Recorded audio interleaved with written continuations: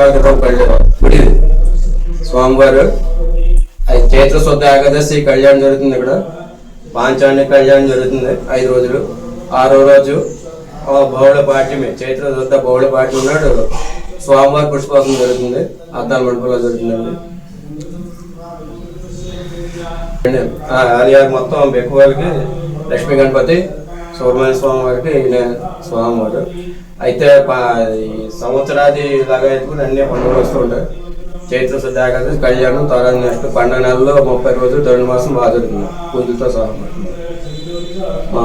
చాలా డిసెంబర్ లాగా జనవరి దాకా జరుగుతాయి అన్నమాట. స్వామివారి పూజలే జరుగుతాయి.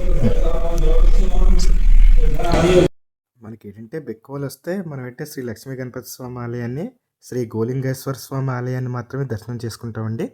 కానీ ఇక్కడ ఏంటంటే 1100 సంవత్సరాల నుంచి కూడా ఇక్కడ శ్రీ లక్ష్మీనారాయణ స్వామి ఆలయం కూడా ఇక్కడ మనకి దర్శనమిస్తుంది.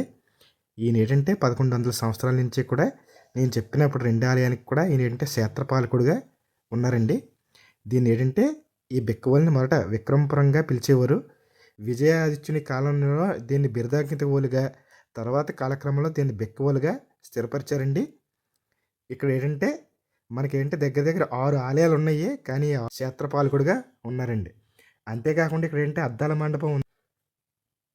ఈ అద్దాల మండపంలోనే రోజు స్వామికి సైనింపు సేవ చేస్తారండి. అంటే ఇందులో స్వామిని వేసి దీన్ని ఏంటంటే అలాగా ఉయ్యాల్లో అలాగ ఊపుతారండి స్వామివారిని. ఇక్కడ స్వామివారికి ధనుర్మాసం చైత్రశుద్ధ ఏకాదశి రోజున కళ్యాణ మహోత్సవం అనేది చాలా ఘనంగా ఇక్కడ నిర్వహిస్తారండి.